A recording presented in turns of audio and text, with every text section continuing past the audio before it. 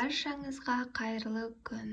Ақша шақыратын кодтарыңызды есептеп үйренгілеріңіз келсе, онда міндетті түрде видеоны соңына дейін қараңыздар.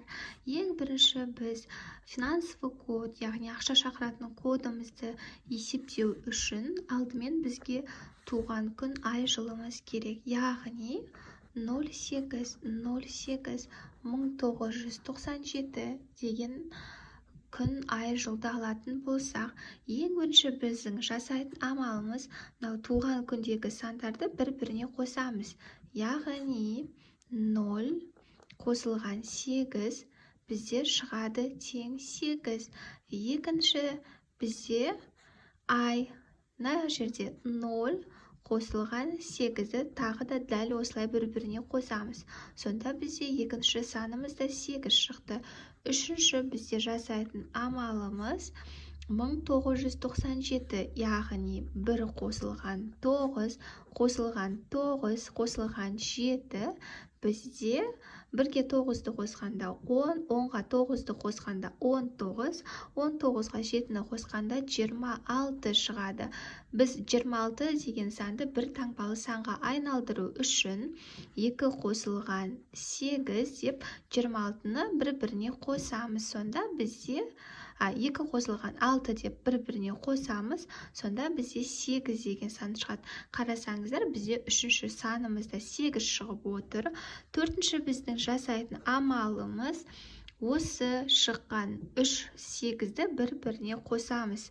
8 қосылған 8 қосылған 8 бізде, қараңыздар, 8-ге 8-ді қосқанда 16, 16-ға 8-ді қосқанда 24, 24-ті бір таңбалы санға айналдыру үшін 2 санды бір-біріне қосамыз, яғни 2 қосылған 4 бізде 6 шықты. Сонда бұл кісінің финансовый коды 8886. Көріп отырсыздар, иә? Мынау бірінші сан, мынау екінші сан, мынау бізде үшінші сан, мынау бізде төртінші сан. Финансовый код бізде 4 таңбалы саннан тұрады. Мысалыға, тағы бір датаны алатын болсақ, 26/05/1998 деп алайық. Ең бірінші біздің жасайтын амалымыз 2 қосылған 6, 8.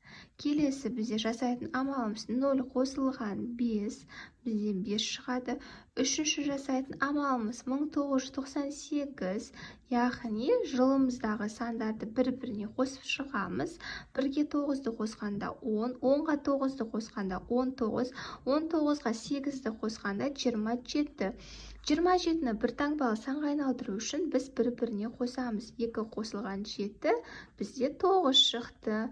Келесі бізде жасайтын амалымыз 8 қосылған 5 қосылған 9 бір-біріне қосып шығамыз. Мына сандарды, шыққан сандарды бір-біріне қосамыз. Яғни 8 қосылған 5 қосылған 9.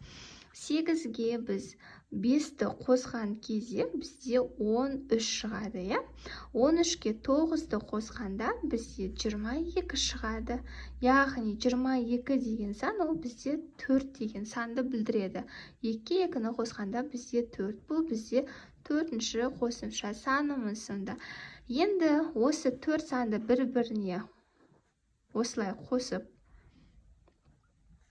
біріктірген кезде бізде финансовый код шығады. Бұл бізде финансовый код. Ақша шақыратын кодтарыңызды дәл осылай есептеп, маған қаласаңыздар жекеме жазып жіберсеңіздер болады. Инстаграм желісінде аккаунт менде алтынай.нахыпқызы деп аталады. Баршаларыңызға рахмет. Егер сіздерге ұнаса, лайк қойып, пікір қалдырсаңыздар болады. Рахмет.